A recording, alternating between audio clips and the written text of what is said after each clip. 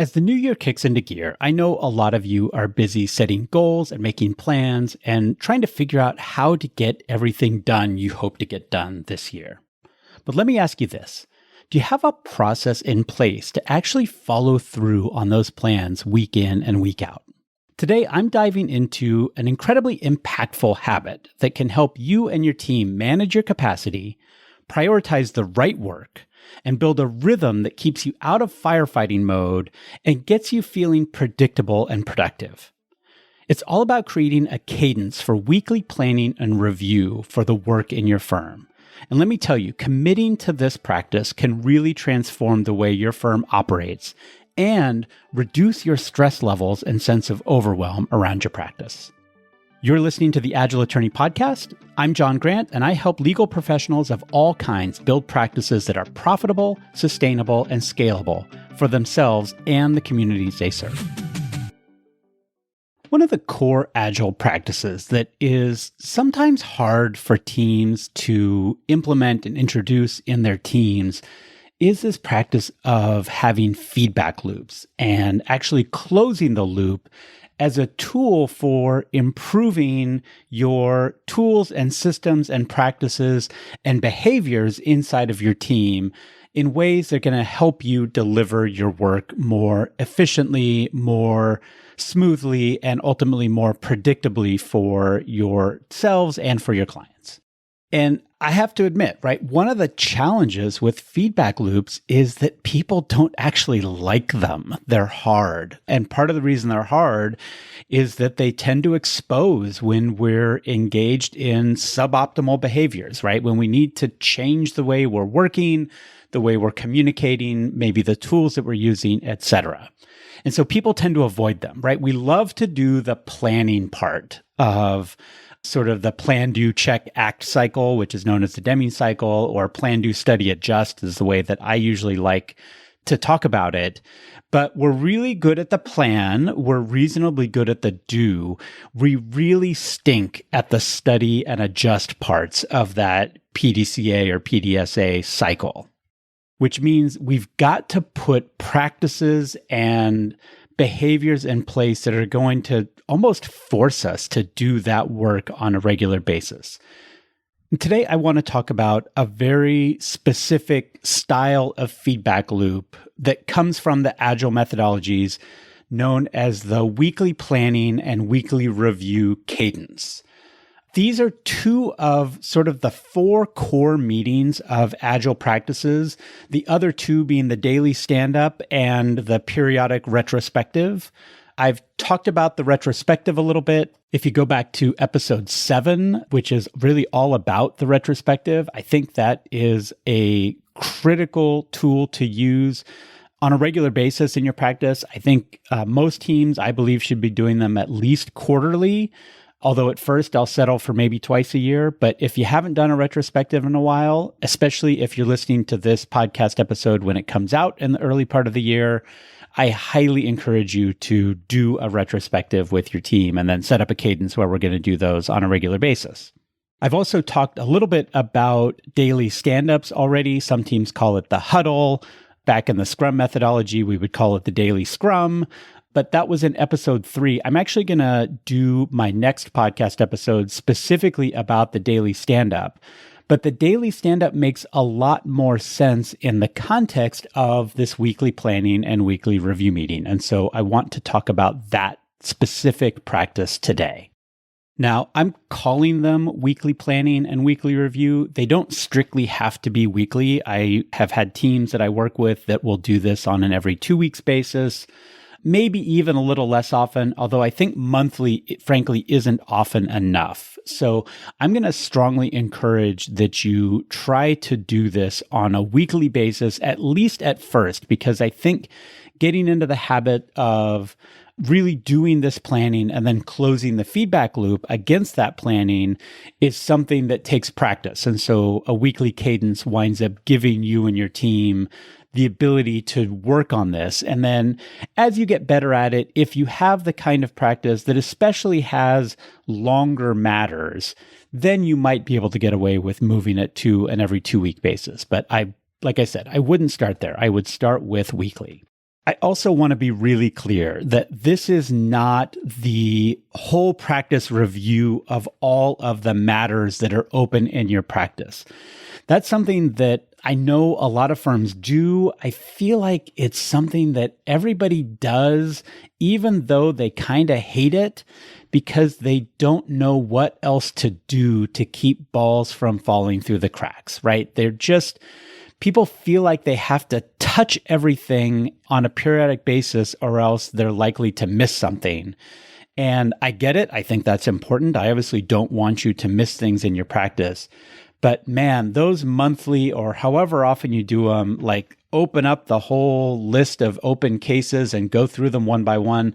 And those meetings are torture, man. Nobody likes them at all.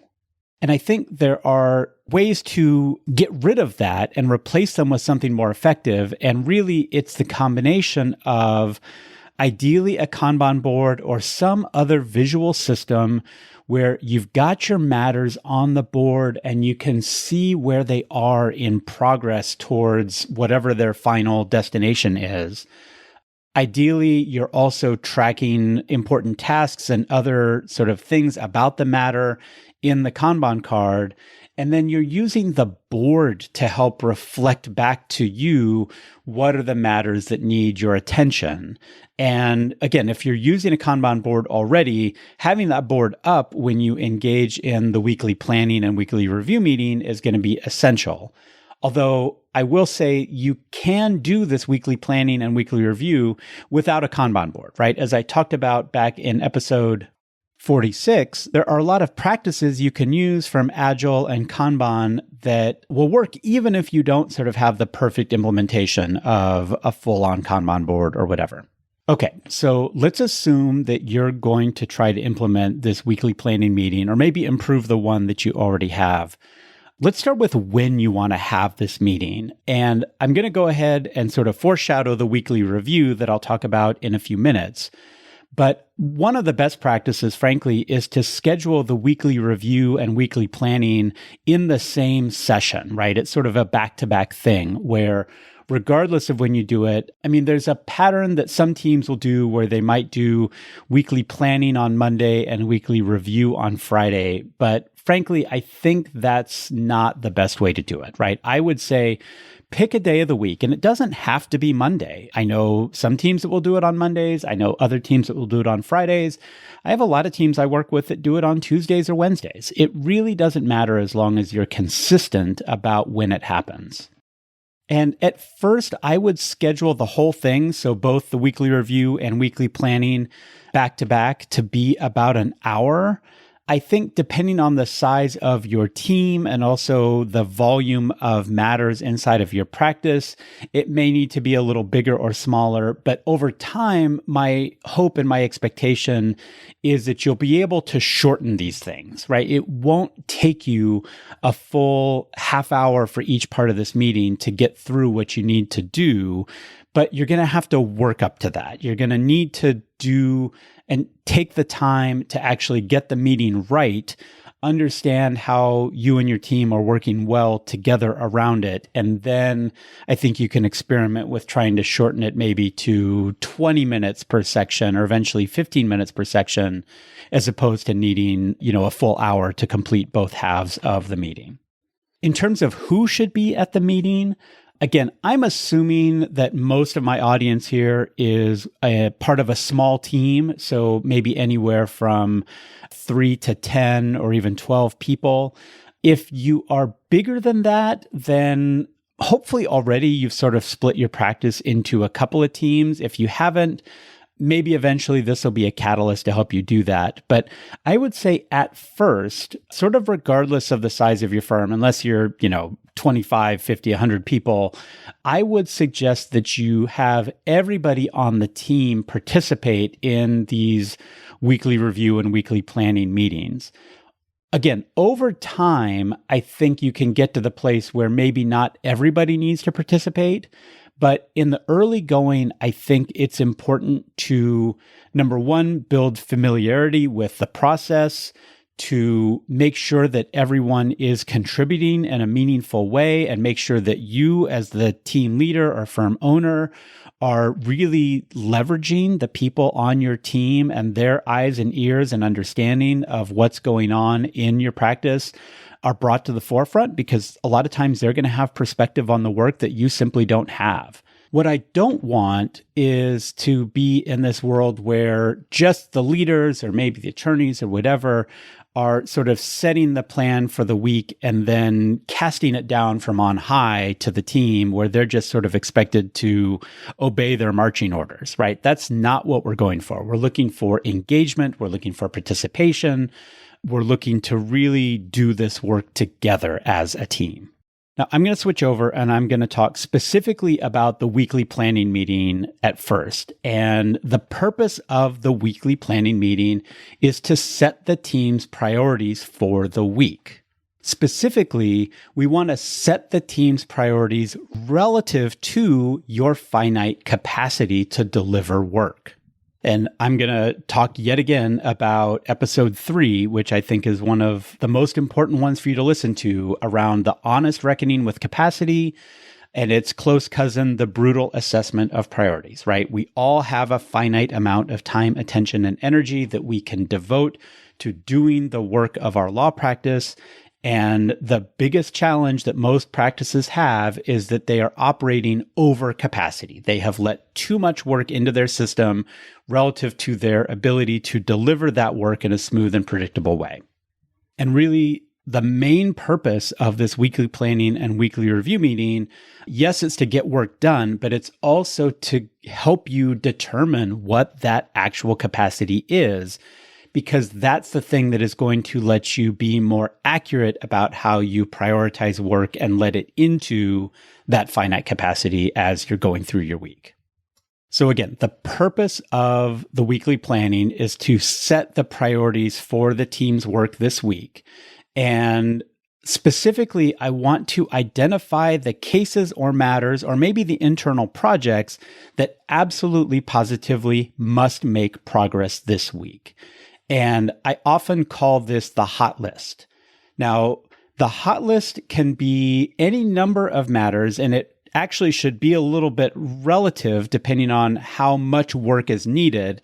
But I think it's a good practice initially to shoot for somewhere between 5 and 10 matters or projects that are going to make it on the hot list. And I think actually capping it at 10 is a really good practice.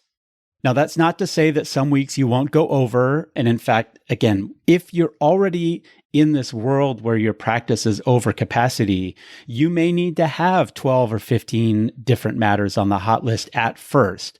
But we really should be working to get it down, right? That's part of the roiling boil that I sometimes talk about. If you've got 12 or 15 matters on your hot list, depending on the size of your team, of course, but that's a lot. That's a lot of different things that you need to keep track of and make progress on over the course of a week. I think that you really want to get it down to that gentle simmer in that 5 to 10 matter range. What's important is just identifying the matters that need to make progress isn't enough. You also want to be really explicit about what progress needs to be made. The thing I really want you to avoid is statements like, oh, I need to work on the Adams matter, or I need to make progress on the Jefferson matter, right? That is not going to get it done.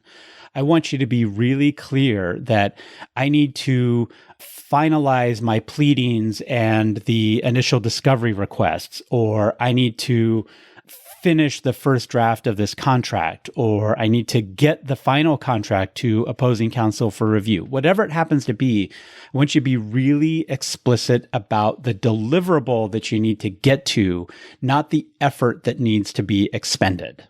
The other thing that I think can be really useful and maybe essential in building the hot list is to work with your team on coming up with some sort of express criteria that qualifies a matter or a project for going on the hot list. And the thing here is not everything that needs work necessarily needs to be on the hot list, right? There are going to be lots of different things inside of your practice that you're going to have to devote little amounts of your capacity to. And I want to get away from a thing that I see sometimes where someone's like, oh, well, I need to call this client, therefore this case should be on the hot list. Those little check-ins don't necessarily qualify it for high priority activity. In fact, one of the things that I really want to do over time with a team is be clear about having a finite number of things on the hot list so that once we're sure that we're going to get those things done, we can sort of normalize doing work on all the rest of the matters that are inside of your practice. So again, just because you intend to work on something doesn't mean that that matter is a hot list matter or that project is a hot list project.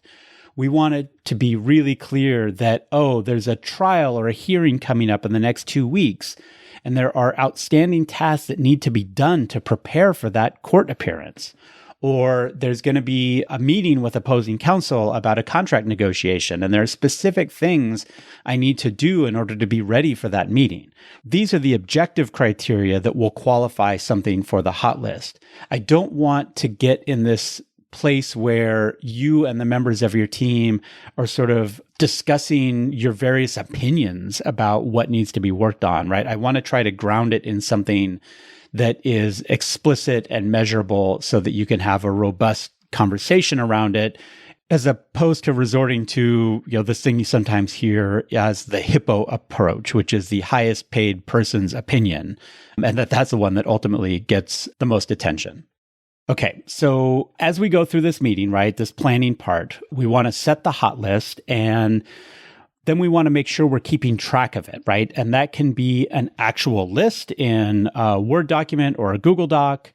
If you're using a Kanban board, then I think that can be a great use for the prioritization feature of most software-based Kanban tools.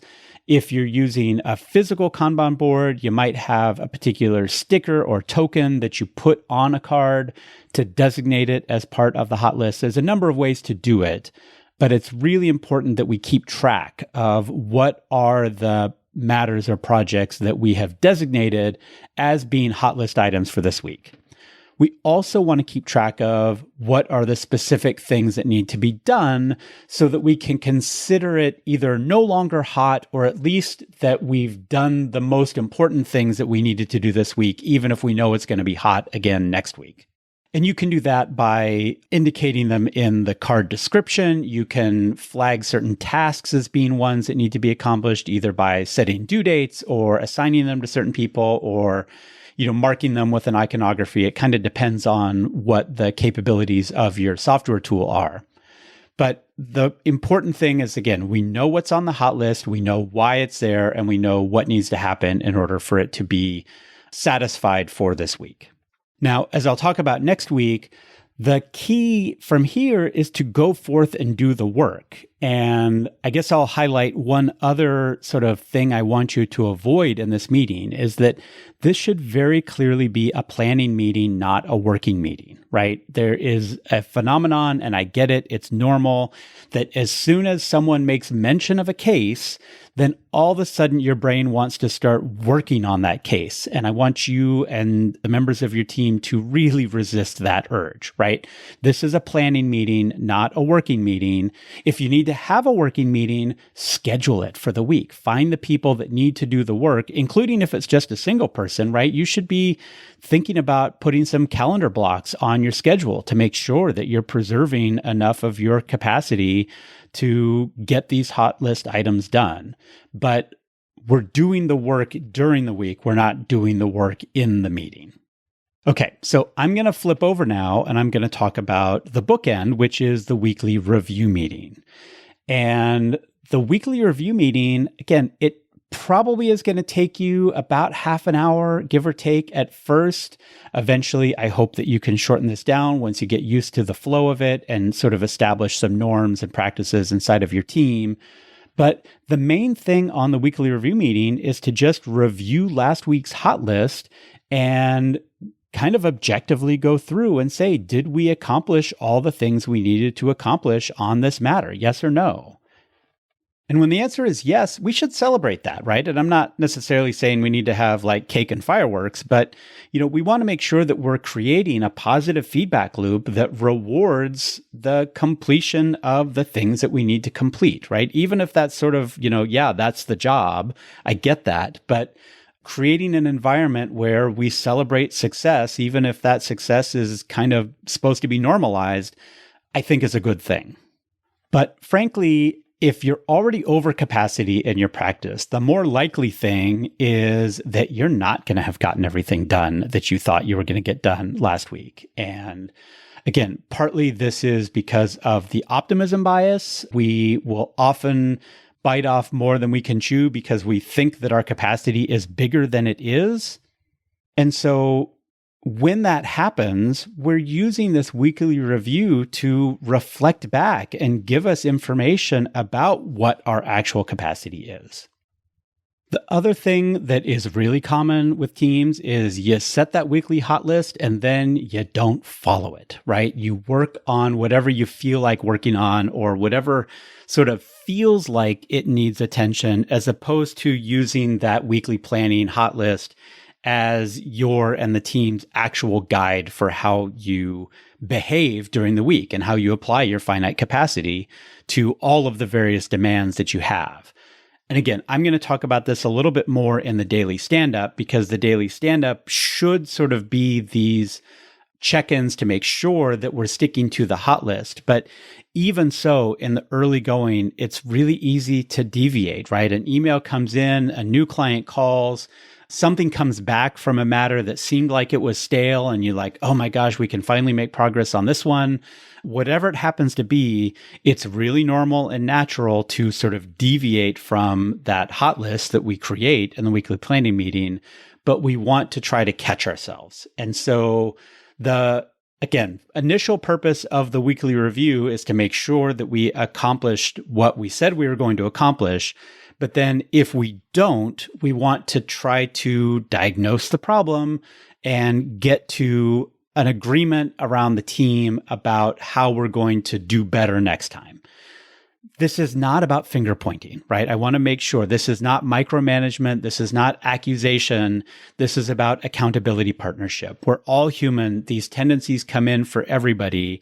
We want to make sure that people have a certain level of psychological safety and, frankly, the permission and ability to speak up if they see someone else engaging in a suboptimal behavior and point out what's happening without necessarily being, and you're a bad person for doing this, right? This is all very human stuff.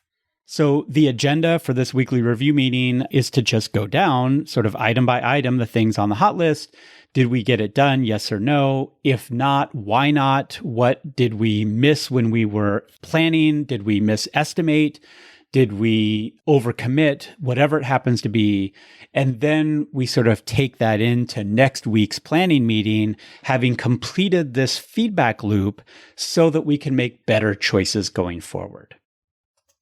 And I'll admit, there's a chance that the first few times you do this, it's going to stink. You are not going to like it because these feedback loops are painful, right? Holding up the mirror and like, oh my gosh, yes, I am overcommitting. I can't figure out how to stop doing it. Just acknowledging and addressing the problem is the first step, and then resolve to try something, whether it's calendar blocking, whether it's turning off your email while you're doing the deeper work on the things, right? Whatever you need to do, maybe it's agreeing with each other that you're going to not interrupt so often, not so many office flybys or emails or Slack or chat messages, whatever it happens to be.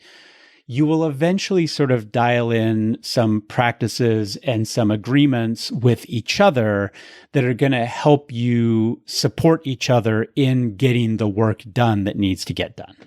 Okay, so let's tie this back to some specific takeaways. So number one, you're going to need to schedule this meeting.